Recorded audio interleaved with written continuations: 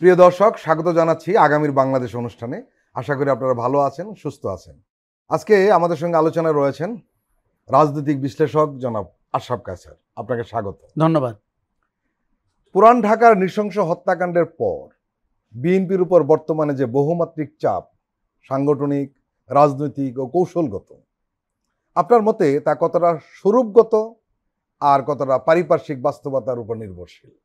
দেখুন, যে ঘটনা ঘটেছে এবং যেটি সারা দেশের মানুষ দেখেছে, সামাজিক যোগাযোগ মাধ্যমে, ভিডিও থেকে, এই নির্মমতা, এই নৃশংসতা, সেটার পেছনে কারণ যাই হোক, দলীয় কোন্দল হোক, ব্যক্তিগত কোন্দল হোক, ব্যবসায়িক কোন্দল হোক, কিন্তু আপনি যেভাবে পাথর দিয়ে থেতলে একজন মানুষকে হত্যা করলেন, এটি বিএনপি কি যুবদল কি এগুলো ডাজন্ট ম্যাটার। এটা হচ্ছে যে আমাদের কাছে অমানবিক মনে হয়েছে এবং মনে হয়েছে যে আমরা এমন করে ব্যবহার করতে পারলাম। এখন যেহেতু ওই লোকজনের সাথে বিএনপির সংশ্লিষ্টতা আছে, তাদের সংগঠনের কর্মী তারা, কাজেই স্বাভাবিকভাবেই তীরটি কিন্তু বিএনপির গায়ে আসবে, এটি খুব স্বাভাবিক। এটি হতো না যদি গত 11 মাসে সারা দেশে বিএনপির অন্যান্য চাঁদাবাজি, অন্যান্য অপরাধমূলক কর্মকাণ্ডের নজিরগুলো আমরা না দেখতাম। এটি আমাদের কাছে হলমার্ক অফ দুর্বৃত্তায়ন মনে হয়েছে।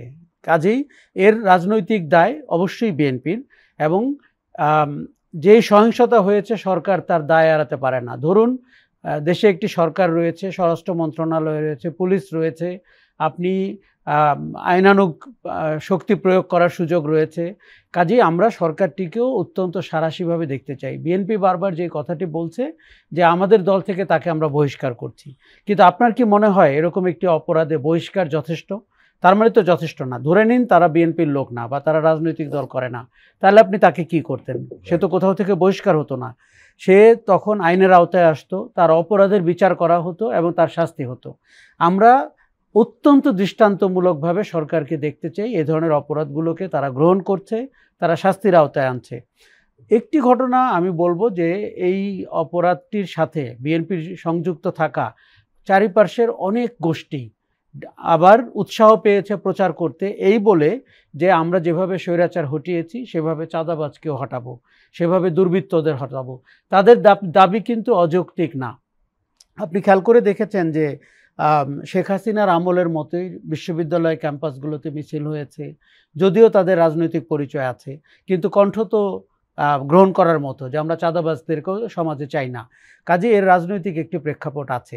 তৃতীয় যেটি আছে সেটি হচ্ছে, দেখুন, আমরা একটা টালমাটাল রাজনৈতিক সময় পার হচ্ছি এবং এই সময়টিতে অনেকগুলো গোষ্ঠী আছে, তারা কেউ কেউ পালিয়ে যাওয়া শক্তির সাথে সম্পর্ক রাখছে, তাকে ফিরিয়ে আনার জন্য প্রায়ই বিভিন্ন উসিলা সমাজে প্রয়োগ করছে বা ফর্মুলা সমাজকে দিচ্ছে। তারা কিন্তু ধরেন শেখ হাসিনা অত্যাচার করে গণহত্যা করে পালিয়েছে, বিএনপি যদি চাঁদাবাজি দুর্বৃত্তায়ন করে একটা কোণঠাসা অবস্থায় যায়, তারা হয়তো মনে করতে পারে তাদের জন্য একটা সুবিধাজনক ক্ষেত্র তৈরি হচ্ছে। আমি কিন্তু এই তৃতীয় আশঙ্কাকে উড়িয়ে দিচ্ছি না। এটা অনেক গুরুত্বপূর্ণ এই মুহূর্তে।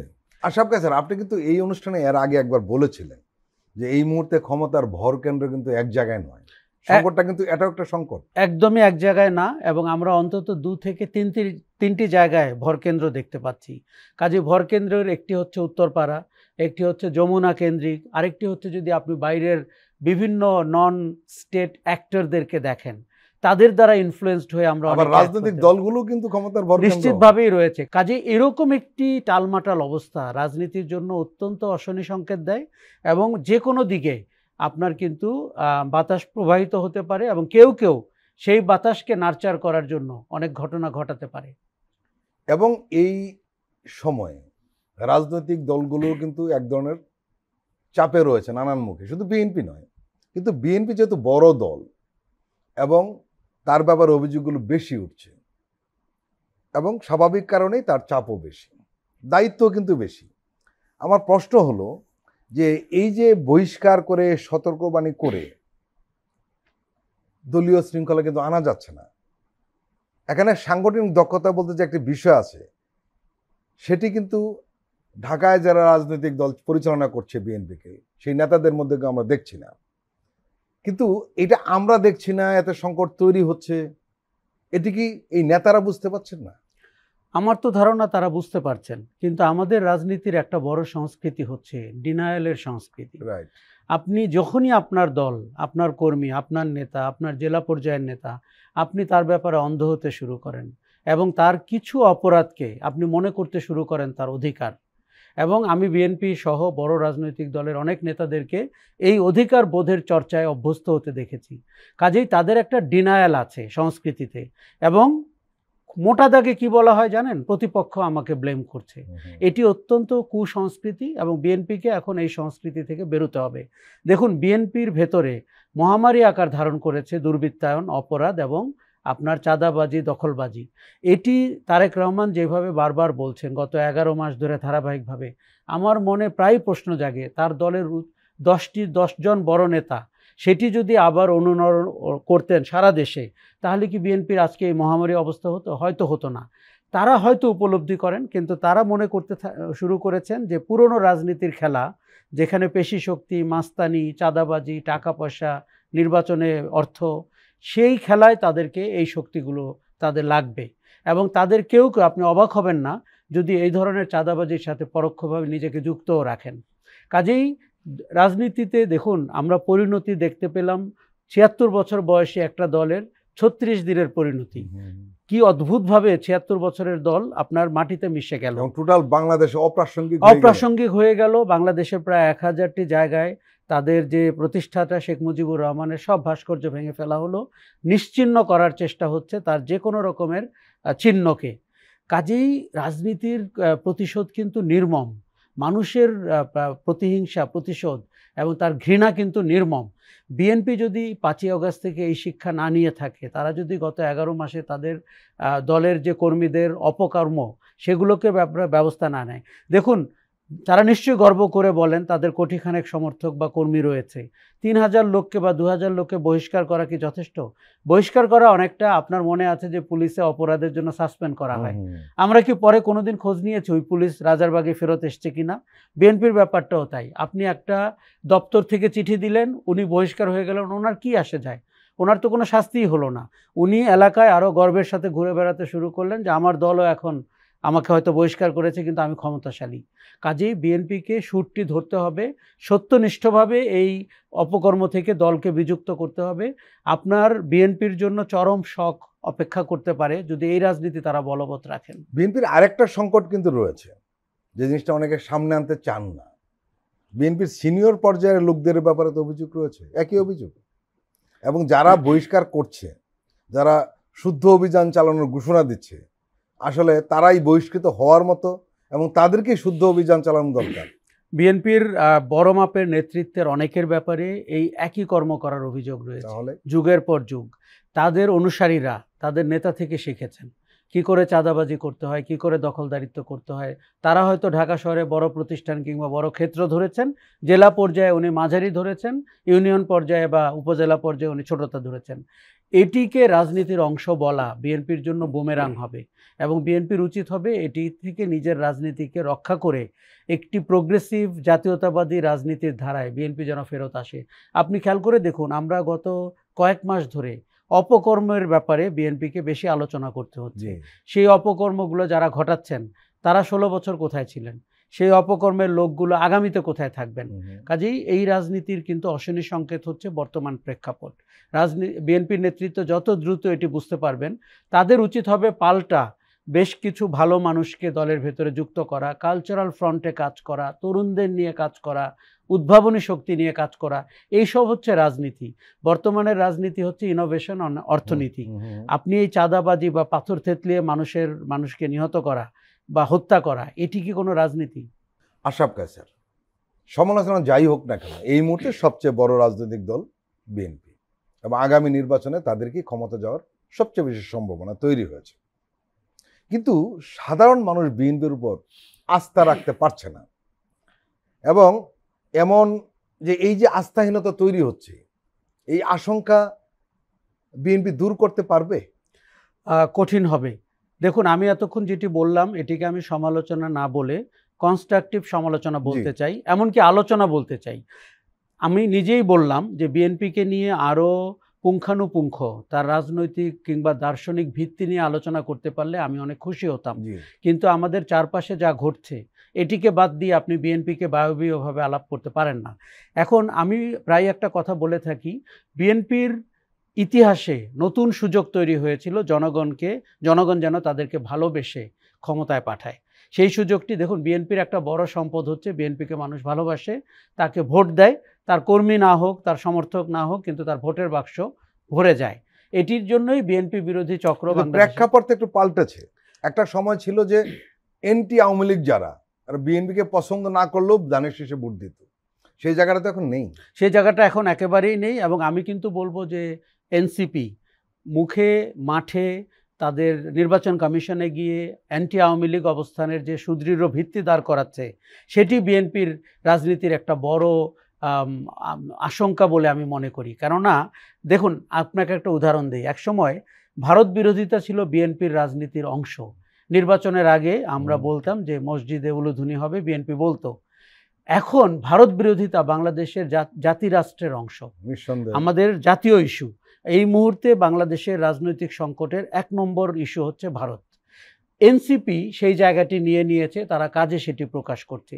বিএনপিকে বরং আমরা দেখছি একটু দোদুল্যমান অবস্থানে রয়েছে ভারতের ব্যাপারে। তাদের কোনো কোনো নেতৃত্ব পুরনো কৌশল হিসাবে ভারতকে সন্তুষ্ট করে ক্ষমতায় যাবেন বলে আশা প্রকাশ করছেন। তাদের কারো কারো কথায় আমরা ঠিক বাংলাদেশ জাতিরাষ্ট্র ভারতের ব্যাপারে যে অবস্থানটি চায়, যেটি প্রফেসর ইউনূস করছেন, যেটি এনসিপি বলছেন, সেই জায়গায় আমরা বিএনপিকে দেখি না। কাজেই বিএনপির রাজনীতির একটা মূল ভিত্তি হচ্ছে অ্যান্টি আওয়ামী লীগ এবং অ্যান্টি ইন্ডিয়া। সেই জায়গাটিতে বিএনপি দু জায়গাতেই নিজেকে ছাড় দিয়ে আরও ফ্লেক্সিবল, আরও মধ্যপন্থী, আরও গঠনমূলক এরকম একটি জায়গায় যাচ্ছে। এমনও হতে পারে এই জায়গাটিতে বিএনপিকে মানুষ ভোট নাও দিতে পারে।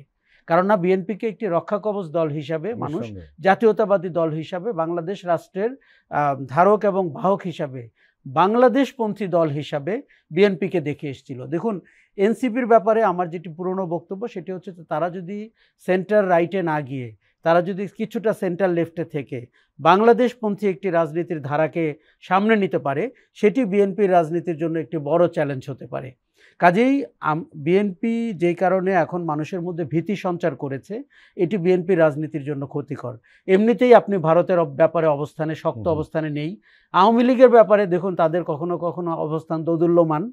তারা মানে ইনক্লুসিভ রাজনীতি বলতে গিয়ে আওয়ামী লীগের অপরাধকে হয়তো কখনো কখনো সোচ্চারভাবে তুলে ধরতে পারেনি। আর তৃতীয় যদি হয় যে আপনাকে মাঠে প্রান্তরে লোকে অপছন্দ করছে, ভয় পাচ্ছে, ঘৃণা করছে, সেই জায়গায় আপনি তাহলে রাজনৈতিক ভিত্তিটি আপনার কি দাঁড়ালো? এই প্রশ্নের উত্তর বিএনপিকে খুঁজে দ্রুত তার একটি সমাধানে আসতে হবে। এনসিপি যেরকম অনেক ভুলের পরেও গণপদযাত্রা করে সেটির একটি শোধরানোর চেষ্টা করছে, এবং আমার ধারণা রাজনৈতিক ভিত্তি অর্জনে সেটি গঠনমূলক ভূমিকা রাখছে। আশরাফ কায়সার, আপনি নিজে রাষ্ট্রবিজ্ঞানের ছাত্র ছিলেন এবং দীর্ঘদিন ধরে এই প্রফেশনে রয়েছেন। বাংলাদেশের রাজনীতির বাঁকবদলগুলো খুব কাছ থেকে দেখার আপনার সুযোগ হয়েছে। আপনি জানেন যে রাজনীতিতে পারসেপশন কিন্তু একটা বড় জিনিস। সত্য মিথ্যা যাই হোক না কেন, কোনো রাজনৈতিক দল বা ব্যক্তির ক্ষেত্রে জনগণের পারসেপশনটা অনেক কিছু বদলে দেয়। দুর্ভাগ্যজনক হলো বিএনপি এবং তার নেতাকর্মীদের ব্যাপারে সাধারণ মানুষের পারসেপশনটা কিন্তু এই মুহূর্তে ইতিবাচক নয়। কি বলবেন? আমি একেবারেই আপনার সাথে একমত। এবং আপনি একটু আগে বলছিলেন যে ভোটের রাজনীতি, ধরুন আমরা এখন তো সবাই ইমিডিয়েটলি একটা ভোটের কথা বলছি। ভোটের রাজনীতির পুরনো অনেক সমীকরণ কিন্তু এবারে কাজ করবে না। যারা ভেবে আছেন যে আমি 31% ভোট পেয়েছি, 35%, সেই পার্সেন্টের অবস্থা কিন্তু কমপ্লিটলি আপসাইড ডাউনও হতে পারে। কেননা 17 বছরে আমাদের এখানে ভোটের কোনো এক্সপিরিয়েন্স নাই। আশরাফ কায়সার, আমি লাস্ট একটা উদাহরণ দিই, আপনি নিশ্চয়ই দেখেছেন, জরিপ হয়েছিল সানেম এবং অ্যাকশন এইডের। সেখানে কিন্তু সেই পুরনো পারসেপশন নাই। তরুণদের সংখ্যাটা দেখেছেন আপনি নিশ্চয়ই? আমি নিশ্চিতভাবে দেখেছি। তার আগে ফেব্রুয়ারি মাসে একটি জরিপ হয়েছিল, সেখানে এনসিপির ভোটের সংখ্যা তখন মাত্র ওরা দল গঠন করেছে ছিল 6%। সেটি সানেমের জরিপে এসে 15%। হ্যাঁ, এবং সারা দেশে 16%। জামাত ইসলামী 21, বিএনপি 38। এই তো জরিপের। যত দিন ঘনাবে, যত আপনার রাজনৈতিক পরিমণ্ডলে চাঁদাবাজি, সন্ত্রাস, অপরাধ বাড়বে, তত ভোটের পেন্ডুলাম কিন্তু একদিক থেকে আরেক দিকে ঘুরতে শুরু করবে। এখন আপনি যদি গত 17 বছর আগের রেফারেন্স ধরে আপনার রাজনীতির মাঠটিকে আপনি সাজান, সেই মাঠে কিন্তু ভোট নাও আসতে পারে। আপনাকে দেখুন, রাজনীতি হচ্ছে প্রবহমান নদীর মতো। আপনি যত সমসাময়িক বিষয়কে অ্যাড্রেস করবেন, ধরেন মব ভায়োলেন্সের ব্যাপারে দলগুলোর অবস্থান কি, এটি রাজনীতিতে গ্রহণযোগ্য হবে। আপনি যদি ভারতের ব্যাপারে অবস্থান কি, আপনি বাংলাদেশ রাষ্ট্রের পক্ষে যৌক্তিক যে দাবিগুলো, যে আমাদের এমপ্লয়মেন্ট, আমাদের অর্থনীতি, এই ব্যাপারে আপনার ভূমিকা কি, শুধু মুখের কথা না, আপনার কাজ কি, আপনার কমিটমেন্ট কি। Last but not the least, দুর্নীতিতে আক্রান্ত বাংলাদেশ, আপনি কি করে গ্যারান্টি দিবেন আপনি সরকার গঠন করলে আপনার নেতৃবর্গ যারা 16 বছর ক্ষমতার স্বাদ পায়নি তারা বিভোর হয়ে যাবে না, বেহুশ হয়ে যাবে না ক্ষমতা নিয়ে? এই প্রশ্নগুলোর উত্তর ছাড়া আপনি নির্বাচনে যাওয়া মানি আপনার একটা অনিশ্চিত দিকে যাওয়া।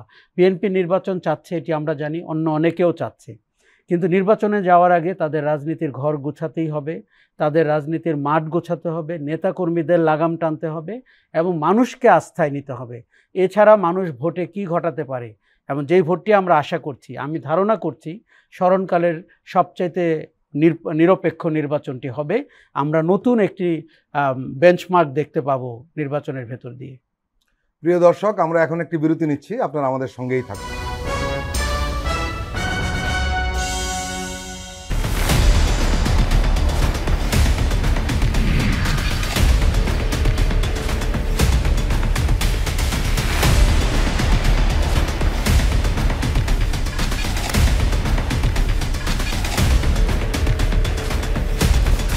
নিপীড়নের স্মৃতি, প্রযোজনা মোহাম্মদ হাসান রিয়াদ ও গোলাম মোর্শেদ। দেখবেন প্রতি শুক্র ও শনিবার সন্ধ্যা 7টায়।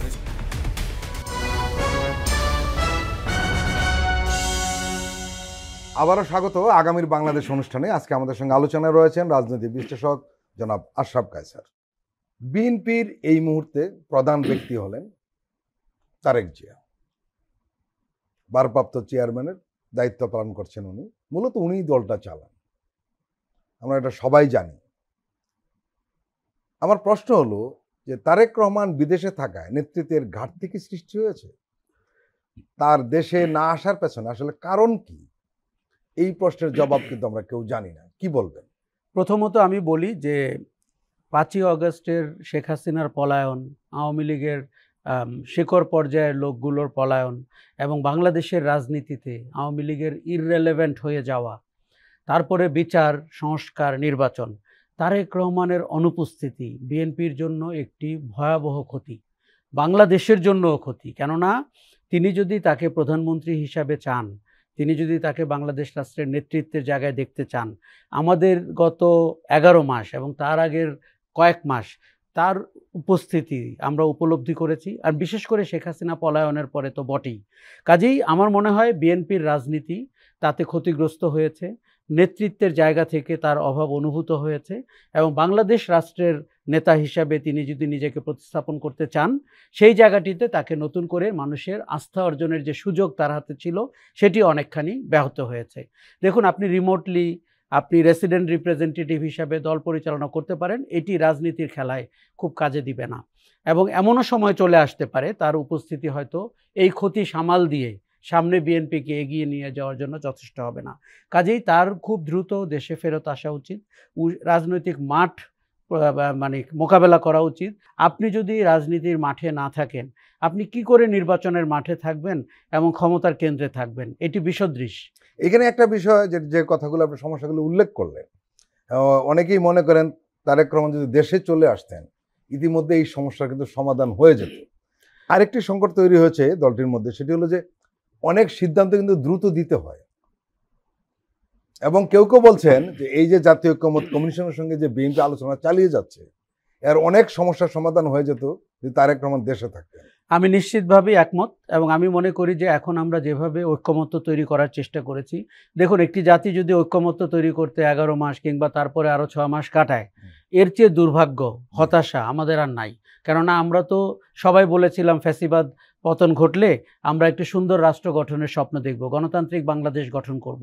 এখন রাজনৈতিক দলগুলো যদি সেই জায়গায় একমত হতে দিনের পর দিন, মাসের পর মাস সময় নেয়, বিএনপি অনেক দূর এগিয়েছে। আমি প্রায়ই বলি ঐক্যমত্যের জায়গাটিতে সেটি কয়েক ঘন্টায় আরেকটি গেম চেঞ্জিং জায়গায় চলে যেতে পারবে হুম। তারেক রহমান যদি দেশে উপস্থিত থাকেন, মিটিংগুলোতে থাকেন এবং তার মতামত প্রদান করেন। এগুলোর ভেতর দিয়ে কিন্তু মানুষ তার রাষ্ট্রনায়কোচিত সিদ্ধান্ত গ্রহণ প্রক্রিয়াটিকেও আরেকবার দেখতে পাবে। দলের ব্যাপারে এই যে আমরা বলছি যে তার দলে যে এত দুর্বৃত্তায়ন হচ্ছে, অপরাধমূলক কর্মকাণ্ড হচ্ছে, আমার ধারণা যে তিনি সংস্কারের সবচেয়ে শেষ কাজটি বা বড় কাজটি করতে পারবেন তিনি যখন দেশে থাকবেন। কেননা সামনাসামনি কোনো কিছু বুঝে সমাধান দেওয়া, সিদ্ধান্ত দেওয়া, আর রিমোটলি তার কাছে নিশ্চয়ই ৩-৪টি ভিন্ন মহল থেকে বার্তা যায়, সেখান থেকে সিদ্ধান্তে আসা অত্যন্ত ডিফারেন্ট এবং ঝুঁকিপূর্ণ। কাজেই তিনি নেতৃত্বের জায়গায় নেই দলের ব্যাপারে, তিনি নেতৃত্বের জায়গায় নেই আলোচনার ব্যাপারে, তিনি নেতৃত্বের জায়গায় নেই এমনকি আমাদের যে বিচার এবং সংস্কার করে নির্বাচনের দিকে যাওয়ার ব্যাপারে। এটি আমার ধারণা আমাদের রাজনৈতিক ইতিহাসে একটি বড় শূন্যতা এবং দুর্বলতা হিসাবে বিবেচিত হবে বিএনপির জন্য। এবং এসব কারণে কিন্তু আরেকটা প্রবলেম তৈরি হয়েছে, সেটা হলো বিএনপি তার একটি দীর্ঘমেয়াদী রাজনৈতিক পরিকল্পনার অভাবে ভুগছে বলে মনে হয়। নিশ্চিতভাবেই আমরা বিএনপিকে দীর্ঘমেয়াদী রাজনৈতিক পরিকল্পনা থাকতে হবে। দেখুন, আমরা বিএনপিকে এইসব প্রশ্ন করলে তারা প্রায় 31 দফার কথা বলেন, তার আগে 27 দফার কথা বলেন। অবশ্যই সেগুলো ওই সময়ের জন্য একটি আলোচিত বিষয় ছিল, কোনো সন্দেহ নাই। 5ই অগাস্টের পরের বাংলাদেশ তো অ্যাবসলিউটলি ডিফারেন্ট। একেবারেই আপনাদের বা আমাদের কল্পনার বাইরে একটি ঘটনা ঘটেছে। শেখ হাসিনার মতো ভদ্রমহিলা আজকের দিনে আমরা যখন কথা বলছি, উনি সবাইকে রাজাকার বলে কটাক্ষ করেছিলেন। আজ রাতেই ঢাকা বিশ্ববিদ্যালয়ে সেই ঐতিহাসিক মিছিলটি হয়েছিল যে আমি রাজাকার, আমি কে তুমি কে, রাজাকার রাজাকার, কে বলেছে স্বৈরাচার স্বৈরাচার। এরপরের বাংলাদেশে বিএনপির যে আপনার ভিশন আমরা দেখতে চেয়েছি রাষ্ট্রের জন্য, অর্থনীতির জন্য, বিদেশ নীতির জন্য, তরুণদের জন্য, সেগুলো কিন্তু আমরা পাইনি। তারা বারবার 31 দফাতে নিজেদেরকে আবদ্ধ করে ফেলছেন, ওটাকেই সব কিছু সমাধান বলে বর্ণনা করছেন। পরিবর্তিত বাংলাদেশে, হাসিনা মুক্ত বাংলাদেশে, আওয়ামী লীগ মুক্ত বাংলাদেশে তাদের যে আরও বড় পরিসরে চিন্তা করার কথা, আরও যে র্যাডিক্যাল চিন্তা করার কথা, তার ছিটে ফোটাও আমরা বিএনপিকে গত 11 মাসে করতে দেখিনি। এটির দায়িত্ব তার এবং এই জায়গাটিতে তাকেই নেতৃত্ব দিতে হবে বিএনপির অন্য যে কোনো নেতার চেয়ে। আশরাফ কায়সার, আমরা বিএনপি নিয়ে আলোচনা করি বা সমালোচনা করি, যাই করি না কেন, এই মুহূর্তে বাংলাদেশের যে অবস্থা, সেখানে বিএনপির মতো একটি রাজনৈতিক দলের কিন্তু খুব প্রয়োজন রয়েছে। এবং এই দলটি কোনো কারণে ক্ষতিগ্রস্ত হলে তার পরিণতি কি হবে সেটা কিন্তু আমরা জানি। এবং সেই পরিণতি শুধু বিএনপির জন্য নয়, দেশ জাতি আমি আপনি যারা বসে আছি সবার জন্য কিন্তু একটা ডিজাস্টার অবস্থা দাঁড়াবে। দেখুন, আমরা এই কারণে কিন্তু আমরা বারবার বিএনপিকে আলোচনা করছি, বিএনপিকে নিয়ে সমালোচনা করছি, কারণটা কিন্তু এইটা, কারণ বিএনপির এদেশে প্রয়োজন রয়েছে। দেখুন, আমরা বিএনপির যত সমালোচনা করি সেটি বিএনপির স্বার্থে। বিএনপি বিনা পয়সায় আমাদের কাছ থেকে কিছু কনস্ট্রাকটিভ সমালোচনা পায়, সেটি তাদের তিতা লাগতে পারে, তাদের পরিমণ্ডলে, তাদের কালচারে সমালোচনার হয়তো জায়গা নেই, তারা হয়তো স্তুতি দিয়ে দল পরিচালনা করেন, কিন্তু আমরা তো তাদের দলের অংশ না, কিন্তু আমরা তাদেরকে যেচে পড়ে এই কথাগুলো এই জন্য বলি। আজকের রাজনৈতিক বাস্তবতা হচ্ছে বিএনপির মতো একটি দল অত্যন্ত প্রয়োজন এবং তারা বাংলাদেশের স্থিতির জন্য সবচাইতে আমাদের কাছে সম্ভাব্য দল বলে মনে হচ্ছে। এবং এটিও সত্যি, মানুষ ভোটে যদি অংশ নেয় হয়তো বিএনপি বিজয়ী হয়ে সরকার গঠন করবে। কাজে আমরা সেই সরকারটিকে অতীতের কোনো খারাপ সরকারের মতো দেখতে চাই না। এই জন্য বিএনপিকে আমরা বলছি যে স্থিতির অপর নাম কিন্তু এখন বিএনপি। তারপরে বলি যে কোনো রাজনৈতিক দল, জামাতে ইসলামী কিংবা এনসিপিকেও আমরা স্থিতির সঙ্গী মনে করি, কেননা আমাদের জানালা দিয়ে উকি দিচ্ছে অস্থিতিশীল শক্তি এবং চক্র। পর্দার পেছনে লুকিয়ে আছে যারা আগের শাসনকে নতুন মোড়কে ফিরিয়ে আনার চেষ্টা করছেন। তারা কেউ কেউ ওই শাসনের অংশীদার ছিলেন, ওই শাসনের সুবিধাভোগী, ওই শাসনকে হেফাজতে রেখেছেন আরেকবার ফিরিয়ে আনার জন্য।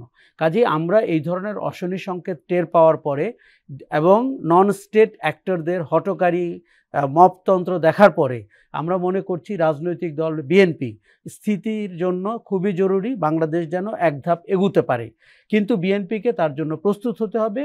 আমি অ্যাজিউম করছি যে বিএনপি বা যারাই ক্ষমতা গ্রহণ করবে নির্বাচনের পরে ভারতের নতুন একটি চ্যালেঞ্জের মুখে তাদের পড়তে হবে।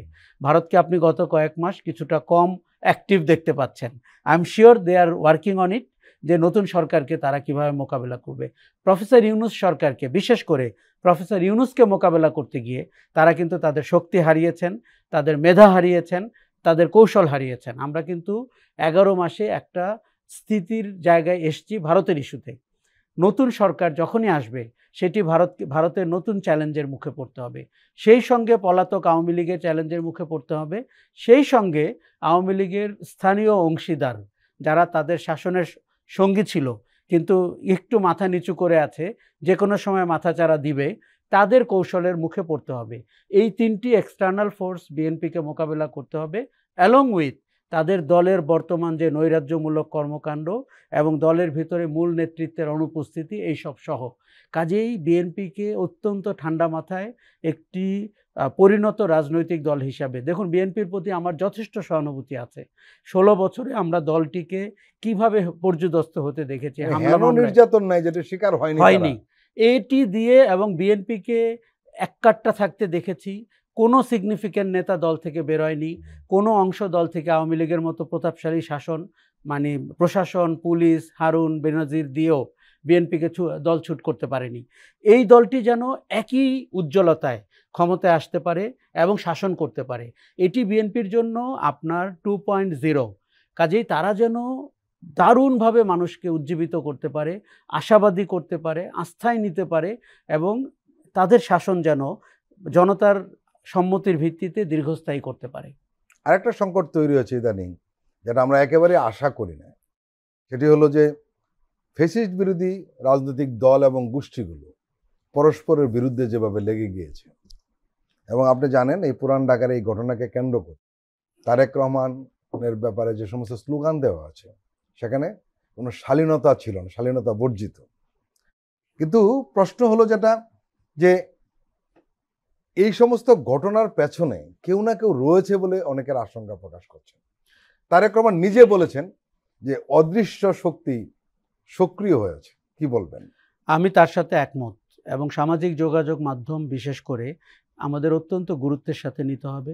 দেখুন, আপনাকে একটা প্রেক্ষাপট বলি। এখনও শেখ হাসিনার অপরাধগুলো বা তার সহযোগীদের অপরাধগুলো, তার অর্থনৈতিক সহযোগীদের, এমনকি তার কালচারাল ফ্রন্ট এবং তার প্রোপাগান্ডার অংশীদারদের আমরা আইনের আওতায় আনতে পারিনি। তাদের তদন্ত হয়নি, বিচার হয়নি। এই জায়গাটিতে ফ্যাসিবাদ বিরোধী সব শক্তিকে একত্রে থাকতে হবে যাতে করে আমরা বিগত স্বৈরাচারী শাসনের, অপশাসনের সব কিছুর যথোপযুক্ত বিচার করতে পারি। তারপরে আমরা দেখতে পাবো যে আপনার ভিন্ন ভিন্ন রাজনৈতিক মতাদর্শ কী করে আলাদা অবস্থান নেয়। আমরা গত কয়েকটি ইনসিডেন্টে সামাজিক যোগাযোগ মাধ্যমে যেই ভূমিকা দেখলাম সেটি দেখে মনে হয়েছে এর পেছনে লোক রয়েছে, এর পেছনে ইন্ধন রয়েছে, রাজনৈতিক শক্তি রয়েছে, অরাজনৈতিক শক্তি রয়েছে। এর পেছনে আমাদের যারা ছায়া শক্তি, যারা আপনার ইতিমধ্যে মিডিয়াতে হস্তক্ষেপ করতে শুরু করেছেন, ব্যবসায়ীদের ভেতরে হস্তক্ষেপ করছেন, তাদের একটি গূঢ় উদ্দেশ্য আছে। সেই উদ্দেশ্য যেন তারা সফল হতে না পারেন সেটিকে এই যে ফ্যাসিবাদ বিরোধী শক্তি নিশ্চিত করতে হবে। দেখুন, তারা কেউ কেউ আপনার কাছে এসে আপনার বন্ধু হিসাবে উপস্থিত হতে পারেন, কিন্তু মনে রাখতে হবে তাদের অন্য উদ্দেশ্য রয়েছে, তাদের অবজেক্টিভ ভিন্ন। কাজেই আমরা অপরাধকে অপরাধ হিসাবে দেখতে চাই, অপরাধীকে অপরাধী হিসাবে দেখতে চাই। কোনো রাজনৈতিক দল তাতে যুক্ত থাকলে তার দায় তাকে নিতে হবে। ওই কথা আমরা মানি না যে ব্যক্তির অপরাধ ব্যক্তি, সংগঠন দায় নেবে না, এটি হবে না। ওই ব্যক্তির সব কিছু আপনি ভোগ করবেন, তার পেশি এবং প্রভাব, আর আপনি তার অপরাধের দায় নেবেন না, এটি হবে না। সেটি বিএনপিরও নিতে হবে, চাঁদাবাজির জন্য এনসিপি অভিযুক্ত হলে এনসিপিকেও নিতে হবে, কোথাও কোথাও জামাত অভিযুক্ত হয়েছে তাকেও নিতে হবে। কিন্তু আপনি বিলো দ্য বেল্ট হিট করবেন না, আপনি এমন কিছু করবেন না যে রাজনৈতিক ব্যাকরণের বাইরে যায়। সেটি মনে রাখবেন, আপনি আপনার নিজের পাটাতনকে নষ্ট করছেন। রাজনীতিবিদদের ওই ক্ষতিটি পর্যন্ত বিরত থাকতে হবে, ওটি কিন্তু আত্মঘাতী। ওটিতে তখন আপনি দেখবেন যে বিরাজনীতিকরণের যে শক্তি বা অপশক্তিকে পুনর্বাসনের যে শক্তি, তারা আপনাকে দিয়ে এই কাজ করাচ্ছে। পুরনো ঢাকার ঘটনা নিন্দার কোনো শেষ হবে না। আমাদের সমস্ত নিন্দার ইতিহাসে পুরনো ঢাকার ঘটনার একটা উল্লেখযোগ্য, যেমন বিশ্বজিৎকে যেভাবে হত্যা করা হয়েছিল, আবরার ফাহাদকে যেভাবে হত্যা করা হয়েছিল, আমরা একই সুরে এটি নিন্দা করব। কিন্তু সেটির জন্য যদি আপনি এখন জিয়াউর রহমান, বেগম খালেদা জিয়া, তারেক রহমানকে নিয়ে তির্যক মন্তব্য করে কুৎসিত সব প্রপাগান্ডায় নামেন, এটি আপনার বুঝতে হবে যে এর পেছনে বিরাজনীতিকরণের শক্তি রয়েছে এবং উদ্দেশ্যপূর্ণ প্রপাগান্ডার অর্থ রয়েছে। এই জায়গা থেকে সংগঠনগুলোকে বিচ্যুত হতে হবে। সামাজিক যোগাযোগ মাধ্যম ব্যবহারে সমস্ত রাজনৈতিক দলের একটা প্রোটোকল দাঁড় করাতে হবে। দেখুন, আপনি একটু আগে পারসেপশনের কথা বলছিলেন। প্রচারণা এবং পারসেপশন দিয়ে আপনাকে আমরা দেখতে পাই। কাজে আপনার প্রোটোকল কি, পারসেপশন ম্যানেজ করার আপনার প্রোটোকল কি? আপনার দলে যদি তার যোগ্য লোক না থাকে, আপনি বাইরের থেকে লোক হায়ার করেন যারা যোগাযোগ বিশেষজ্ঞ, যারা পারসেপশন এক্সপার্ট, যারা প্রোটোকল দাঁড় করাতে পারে, যারা কোড অফ কন্ডাক্ট দাঁড় করাতে পারে। রাজনৈতিক দলকে এখন আগের সেই রাজনৈতিক দল ভাবলে হবে না, তাকে রাষ্ট্র শাসনের উপযোগী করে, এমনকি যারা ক্ষমতায় যেতে পারবেন না তাদেরকে ছায়া সরকারের রোলে থাকতে হবে, তাদেরকে অর্থনীতি নিয়ে কথা বলতে হবে। সেই আওয়ামী লীগের অপশাসনের রাজনীতি আমরা যেন ভুলে যাই, এমন রাজনীতি আমরা চাই। আপনাকে একটা ইনফরমেশন দিই, জামাত ইসলাম আপনি জানেন এটি ক্যাডার ভিত্তিক সংগঠন। ক্যাডারের অন্তর্ভুক্ত যদি আপনি না হন তাহলে এর ধারের কাছে আপনি যেতে পারবেন না, এরা আপনাকে কোনোভাবেই ট্রাস্ট করবে না। কিন্তু সেই জামাত ইসলামও কিন্তু কিছু কিছু লোক হায়ার করেছে তাদের এই সমস্ত নানান কাজে, ইন্টারন্যাশনাল ন্যাশনাল নানান কাজে হায়ার করেছে। তারা বুঝতে পারছে যে ওই জায়গাটা আগের মতো নেই, এখানে শুধু রুকন হলেই তাকে দিয়ে কাজ করাতে হবে, সেটা আর চলছে না। কিন্তু বিএনপির মধ্যে আমরা সেই কাজটা কিন্তু দেখছি না। বিএনপিকে আমার প্রায় মনে হয় একটা দুর্গ যার ফটকটি খোলা। দেখুন, এই বিএনপি অফিসেই তো বাইডেনের একজন ভুয়া উপদেষ্টা প্রেস কনফারেন্স করতে পেরেছিলেন। আপনার মনে আছে কোন দিন? 28শে অক্টোবর, যেদিন বাংলাদেশের মানুষ বিএনপির দিকে তাকিয়েছিল। তারা কি কর্মসূচি দেয়? তারা কর্মসূচি তো দেওয়া দূরের কথা, তারা 2 থেকে 3 লক্ষ লোক ঢাকায় এনে তারা মঞ্চ থেকে নেমে গেলেন এবং বাইডেনের ভুয়া উপদেষ্টা প্রেস কনফারেন্স করলেন। বিএনপি হচ্ছে আমার চোখে সেটি, তাদের দুর্গের দরজাটি খোলা, যে কোনো লোক ঢুকতে পারে। আপনি বিএনপির মিডিয়া সেলের সাম্প্রতিক কিছু ফটোকার্ড দেখে আমি অবাক হলাম। তারা লোক খুঁজে পেল না, গত শাসনের সহযোগীদের ছবি দিয়ে প্রচারণা করলো। বিএনপি কখনো কখনো এতটাই দেউলিয়া। এবং তাদের দলে দেখুন, জামাতে ইসলামী একটি ক্যাডার ভিত্তিক দল, তারা ঠিক উপলব্ধি করেছে, কারণ তারা বিজেপিকে দেখে শিখেছে। ভারতে বিজেপি কিন্তু ইলেকশন এক্সপার্ট নিয়েছে, পারসেপশন এক্সপার্ট নিয়েছে, কৌশলী হায়ার করেছে, যোগাযোগ উপদেষ্টা হায়ার করেছে বিশ্বের নামি দামি বিশ্ববিদ্যালয় কিংবা প্রতিষ্ঠান থেকে। আজকে জামাত সেই রুটে এগুচ্ছে। বিএনপিকে আমরা দেখতে পাচ্ছি, দেখুন তারা যেহেতু অনেক ভোট পান, মানুষের সমর্থন পান, তারা সেই খুশিতেই আছেন। তারা 17 বছর 18 বছর আগে লাস্ট কবে ভোট পেয়েছিলেন সেই খুশিতে আছেন। এটি একটি বদলে যাওয়া বাংলাদেশ। হাসিনার নির্মম শাসনে আমাদের অনেক ধরনের উপলব্ধি হয়েছে, রাজনৈতিক সংস্কৃতির উপলব্ধি তার একটা বড়। বিএনপিকে খুব দ্রুত তাদের স্পোক্স পারসন ঠিক করতে হবে, তাদের একজন পেশাদার মুখপাত্র লাগবে। কেননা তাদের যে অপরাধ অপকর্ম, রাজনীতির বয়ান, তারেক রহমান, আমরা যদি এখন 3-4টি 5টি ডিফারেন্ট কর্নার থেকে বিএনপিকে বক্তব্য দিতে দেখি, আরেকটা জিনিস মনে রাখবেন, এরা কেউ মিডিয়া ট্রেন না। আর মিডিয়া আপনার বন্ধু, এটি ভাবার কোনো কারণ নাই। তার বন্ধু, তিনি বন্ধু হবেন কেন? তিনি একটি পেশাদারি গোষ্ঠী হবেন, তার কাজ প্রশ্ন করা, সাংবাদিকতা করা, যৌক্তিক প্রশ্নটি করা। বিএনপির বা অন্য দলের কাজ হচ্ছে সেটির উত্তর দেওয়া, নিজেদের রাজনীতি বুঝে কিংবা অপরাধের মাত্রাটি বুঝে। বিএনপিতে আমি এমন কাউকে দেখছি না। কাজেই বিএনপিকে বিএনপির কিন্তু কোনো স্পোক্সম্যান নাই, কোনো স্পোক্সম্যান নাই। তাদেরকে আমরা 2-3টি ধারায় বিভক্ত হয়ে থাকতে দেখছি। একজন এক এক রকম কথা বলছেন। যিনি দপ্তর সামলাচ্ছেন তিনি একরকম, মহাসচিব একরকম করে নেতৃত্ব দিচ্ছেন, সালাউদ্দিন সাহেব ঐক্যমত্য কমিশনে আরেকভাবে যাচ্ছেন। বাজারে কানাঘুষা হচ্ছে যে কে আসলে বিএনপির সেকেন্ড ম্যান, তারেক রহমানের পরে সেকেন্ড ম্যানের পরিবর্তন হচ্ছে কিনা, নাকি 16 বছর তিনি দুর্গ আগলিয়ে রেখেছিলেন উনি কন্টিনিউ করবেন। বিএনপিকে অনেক স্বচ্ছ হতে হবে, প্রোগ্রেসিভ হতে হবে, পেশাদারি লোকদের দিয়ে তার দুর্গের বিভিন্ন জায়গা ম্যানেজ করতে হবে। দেখুন, আপনার দলের কর্মী বা নেতা ডাজন্ট মিন সেই কাজগুলো জানেন, তারা কেউ এই কাজগুলোর জন্য ট্রেন না, বরঞ্চ তারা এই ধরনের অপকর্ম আরও ঘটানোর জন্য ট্রেন। অতীতে তারা ঘটিয়েছেন, আগামীতে তারা ঘটাবেন, এরকম আশঙ্কায় আমি আছি। আমি কেন বারবার এই আশঙ্কাগুলো করি? কেননা আপনার অপশক্তি বা পরাজিত শক্তি আপনার একটি ছিদ্রের অপেক্ষায়। আপনি একটি ছোট্ট ভুল করবেন, সেটিকে অ্যাম্প্লিফাই করে তারা সারা দেশে তাণ্ডব তৈরি করার চেষ্টা করবে। প্রিয় দর্শক, আমরা আবার একটি বিরতি নিচ্ছি, আপনারা আমাদের সঙ্গেই থাকুন।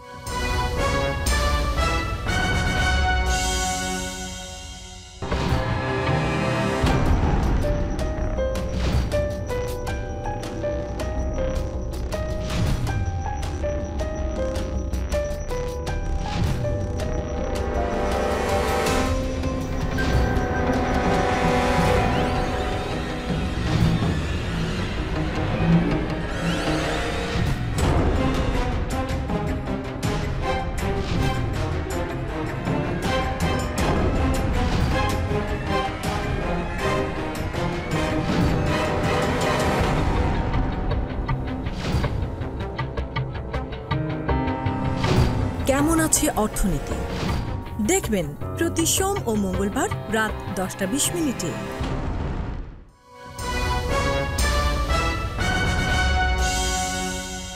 আবারও স্বাগত আগামীর বাংলাদেশ অনুষ্ঠানে। আজকে আমাদের সঙ্গে আলোচনায় রয়েছেন রাজনৈতিক বিশ্লেষক জনাব আশরাফ কায়সার।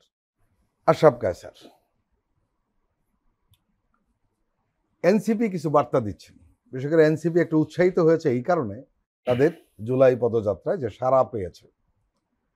এই অনুষ্ঠানে আপনাকে নিয়ে আমরা কথা বলছিলাম যে তারা নিজেরাও হয়তো ভাবেনি যে এত সাড়া পড়বে, কিন্তু তারা পড়েছে। যার কারণে আমরা দেখলাম যে এনসিপির যে আহ্বায়ক নাহিদ ইসলাম, উনি পুরনো একটি ফেসবুক স্ট্যাটাস নতুন করে লিখেছেন। সেটার শিরোনাম ছিল বিকল্প নেতৃত্বে প্রস্তুত রাখুন। এর মানে তারা বিকল্প নেতৃত্ব হিসেবে মাঠে রয়ে গেছেন এবং অগ্রসর হচ্ছেন, এটা এখন স্পষ্ট। এনসিপিকে যে যতই তুচ্ছতাচ্ছিল্য করুক না কেন, সাধারণ মানুষের কাছে তারা হিরো। তারা এই প্রশ্ন ওঠানোর চেষ্টা করেছেন বা অনেকে বলার চেষ্টা করেছেন যে যারা এই বিজয়ে ছিনিয়ে নিয়ে আসলো তারা ক্ষমতায় যাবে না যারা পেছনে ছিল তারা ক্ষমতায় যাবে, এই ধরনের প্রান্তিক মতামত বা প্রশ্ন উঠেছে। এখন এই এনসিপির অবস্থান এবং এই সমস্ত পারসেপশন বা মতামত বা প্রশ্ন সবগুলিকে আপনি কিভাবে দেখছেন? দেখুন, এনসিপির পদযাত্রা রাজনীতিতে একটি নতুন জোয়ার তৈরি করেছে, কোনো সন্দেহ নাই। এবং আমি প্রায় বলি, যারা যে সমস্ত মিডিয়া এনসিপির সাথে তাদের সেই পদযাত্রায় নাই, তারা বাংলাদেশের রাজনীতির সমীকরণ আঁকতে ভুল করতে পারেন। তাদের উচিত এনসিপির পদযাত্রায় যাওয়া এবং সাংবাদিক হিসাবে প্রশ্ন করা, কারা এসেছেন, এই নেতৃত্ব কোথায় থাকছেন, কি খাচ্ছেন, জনগণ স্বতঃস্ফূর্ত নাকি তাকে কেউ ভাড়া করে উঠিয়েছেন। আমি একটু আলোচনাটা সেরে নেই। সেটি হলো, আমরা কিন্তু লক্ষ্য করেছি বেশ কিছু মিডিয়া এনসিপির এই পদযাত্রাকে ওইভাবে কভারেজ দিচ্ছে না, ইচ্ছে করে, বোঝা যায়। এতটা নিউজ ভ্যালু আছে, নিশ্চিতভাবে আছে। দেখুন, আমি সাম্প্রতিক কালে বিএনপি একসময় বিভাগীয় সম্মেলনগুলো যখন করছিল তখন আমরা একইভাবে উজ্জীবিত হয়েছিলাম। দেখুন, রাজনীতিতে গণসমাবেশ, গণমানুষের সাথে সম্পৃক্তি, এর কোনো বিকল্প নাই। আপনি ক্ষমতার চারপাশের স্টেক হোল্ডারদের সাথে সমীকরণ আঁকতে পারেন, সেগুলো অনেক। লাস্ট কিন্তু একটা উদাহরণ দেখেছি এবং ফলাফলে দেখেছি, সেটা হলো ইন্ডিয়ার রাহুল গান্ধীর পদযাত্রা। এবং বলা হয় উনি যে দিক দিয়ে পদযাত্রাটা করেছেন সেখানে 80টা লোকসভা আসনে সব কংগ্রেস জিতেছে একেবারেই। এবং বলা হয় 150টির মতো আসনে তার প্রতিক্রিয়া হয়েছে, 80টাতে জিতেছে, কোথাও কোথাও ভোটের অঙ্ক বেড়েছে, কোথাও কোথাও মার্জিনালি হেরেছে। তার মানে রাহুলের ওই পদযাত্রা নিয়ে আপনি কি দেখেছেন? বাংলাদেশের মিডিয়ার মতোই তখনকার যে গদি মিডিয়া, তারা রিডিকুল করেছে, তারা রাহুলকে নিয়ে অনেকভাবে তুচ্ছতাচ্ছিল্য করেছে। জনগণ কিন্তু ভোট দিয়ে প্রমাণ করেছে Rahul was right. NCP is led by 6 months. ওরা আরও 6 মাস আগে করলে ওদের কোনো নেতা যে 100টা গাড়ি নিয়ে নির্বাচনী এলাকায় গিয়েছে, কোনো নেতা যে বিলাসবহুল অফিসে বসেছে, এই ধরনের অপকর্মের ছবি আমাদেরকে দেখতে হতো না। তারা পদযাত্রায় গিয়ে কিন্তু তাদের দলের মধ্যে ঐক্য বেড়েছে, মানুষের ভাষা তারা বুঝতে পারছে, তাদেরকে মানুষ স্পর্শ করে দেখতে পাচ্ছে অভ্যুত্থানের নায়ক কারা। যেহেতু অভ্যুত্থানটি ঢাকার ঘটেছে, প্রান্তিক মানুষদের কিন্তু দারুণ কৌতূহল আছে এই তরুণদেরকে দেখার জন্য। আমি নিশ্চিতভাবে আপনাকে বলি, আমাদের অনেকের ফ্যাটিগ হয়েছে, কারণ আমরা নতুন কাউকে এন্ট্রি দিতে চাই না। রাজনীতিতে তো নাই, কিন্তু তারা শহুরে মানুষ, তারা শিক্ষিত লোক, তারা সিভিল সোসাইটি, নাগরিক সমাজ। গ্রামের ওই মানুষের কাছে কিন্তু 26 বছরের এই তরুণ বা 24 বছরের এই তরুণ একজন নায়ক, এবং সেই নায়ক রাজনীতির মতো মাঠে খেলতে এসেছেন। এটির চেয়ে বড় ঘটনা গ্রামের কিন্তু আর নাই। আবার আমরা এও দেখতে পাচ্ছি, নাহিদকে গত কয়েক মাসে আমরা বিচ্ছিন্নভাবে দেখছিলাম, এই পদযাত্রায় কিন্তু তার নেতৃত্ব প্রকাশ্যে চলে আসছে এবং প্রকৃষ্টভাবে চলে এসছে। আপনি খেয়াল করে দেখুন, নাহিদের আশেপাশে আর কারো নাম আমরা শুনছি না। এবং সে যেই কথাটি গুরুত্বের সাথে বলেছে, যেটি আপনি রেফার করলেন, যে আমরা পুরনো খেলার অংশীদার হতে আসিনি, নতুন খেলার খেলোয়াড় হতে এসেছি। এই কথাটি, কারণ মানুষের উপলব্ধি হচ্ছে, চাওয়া হচ্ছে রাজনীতির নতুন সংস্কৃতি। সেটি যদি এনসিপি দিতে পারে, আপনি অবাক হবেন না যদি নির্বাচনের মাঠে তারা অত্যন্ত ভালো করে, আমাদের প্রেডিকশনের বাইরে চলে যায়। কেননা সমীকরণটি গত 17 বছরেরটি আর চলবে না। গত 11 মাসের অপকর্ম কিন্তু মানুষ ঠিকই নোট নিচ্ছে, এবং রাজনীতির খেলা যে বদলে যেতে হবে এটি বাংলাদেশ খুব ভালো করে জানে, কিন্তু প্রচলিত রাজনীতির খেলোয়াড়রা সেটি ঘটাতে চাচ্ছেন না। আপনি নিজেই বলেছেন তাদের কারো কারো ভাষা কিন্তু অত্যন্ত পুরনো দিনের এবং অগ্রহণযোগ্য ভাষা। সেই জায়গাটিতে মানে পদযাত্রা দিয়ে এনসিপি রাজনীতির মঞ্চে নিজেদেরকে নতুন করে আবির্ভাব করেছে। আপনি খেয়াল করবেন তাদের গ্রহণযোগ্যতা নির্বাচন কমিশন, জাতীয় রাজনীতিতে, এমনকি ঐক্যমত্য কমিশনের সভায় আগের চেয়ে অনেক বেড়েছে, কেননা তাদেরকে মনে করা হচ্ছে তারা মাঠের সংযুক্তি দাঁড় করাতে পেরেছে। আপনার এই কথা একটা উদাহরণ দেই, সালাউদ্দিন আহমেদের একটা বক্তব্য কিন্তু আমরা লক্ষ্য করেছি। সেটি হলো জাতীয় নাগরিক পার্টিকে বিএনপির কেউ কেউ সমালোচনা করতেন যে ন্যাশনাল চিলড্রেন পার্টি বলে, কিন্তু এই সালাউদ্দিন আহমেদ কিন্তু কদিন আগে একটা বক্তব্য রেখেছেন যে জামাতের সাথে আমাদের ঐক্য হবে না, কিন্তু এনসিপির জন্য আমাদের দরজা খোলা। এই এনসিপির জন্য দরজা খোলা, এই বাক্যটা বলার আমরা 15 দিন আগে বা 1 মাস আগে এটা ভাবিনি, একদমই ভাবেনি। এবং এইটা কিন্তু আমি বলবো পদযাত্রার পরের ডেভেলপমেন্ট, কেননা পদযাত্রার আগ পর্যন্ত এনসিপিকে নিয়ে আমি অনেক হতাশা শুনেছি এবং কটু মন্তব্য শুনেছি, তাদের রাজনৈতিক ভবিষ্যৎ নেই শুনেছি, এবং তারা হারিয়ে গেল এরকম শুনেছি। আরেকটা কথা আপনাকে বলি, এই দেশে না শুধু পৃথিবীতে যে যা ঘটিয়েছে তরুণ বয়সে ঘটিয়েছে, পরবর্তী সময়ে ওগুলোর জাবর কেটে আমরা বেঁচে থাকি। এবং আপনি মুক্তিযুদ্ধের নায়কদের কথা ভাবেন, একই ঘটনা। আপনি 90-এর হিরোদের কথা ভাবেন, একই ঘটনা। আপনি জিয়াউর রহমানের বয়সটা পাবেন না, এই যে মাত্র 32 হ্যাঁ, যখন উনি ঘোষণা দেন। কাজেই আজকে যারা 24 থেকে 28, তাদেরকে মনে রাখতে হবে তাদের কারণেই, তাদের সাহসের কারণেই, তাদের জীবন দেওয়ার কারণেই আজকের বাংলাদেশ। ছাত্রদের বা তরুণদের মধ্যে বা শ্রমিকদের মধ্যে যারা অভ্যুত্থান ঘটিয়েছেন, যারা জীবন দিয়েছেন, তাদের হতাশার জায়গাটি আপনি একবার উপলব্ধি করুন। এই তরুণরা, এনসিপির নাহিদরা যদি মানুষের হতাশাকে রাজনৈতিক পুঁজিতে মানে সঞ্চারিত করতে পারে, এবং তারা যদি মানুষের ইচ্ছা আকাঙ্ক্ষার মতো করে রাজনীতিটি সাজাতে পারে, নির্বাচনের আগে যদি তারা তাদের সংগঠনকে শক্তিশালী করতে পারে এবং প্রার্থী মনোনয়নে তারা যদি অন্য যে কালো শক্তিগুলোর প্রার্থী হয় তাদের বিপরীতে ভালো প্রার্থী দিতে পারে, ইউ নেভার নো, আমাদের নতুন ইতিহাস রচিত হওয়ার অপেক্ষায় বাংলাদেশ রয়েছে। আশরাফ কায়সার, আপনাকে আন্তরিক ধন্যবাদ। প্রিয় দর্শক, আজকের অনুষ্ঠান আমরা এখানে শেষ করছি। আপনারা ভালো থাকবেন, সুস্থ থাকবেন। আল্লাহ হাফেজ।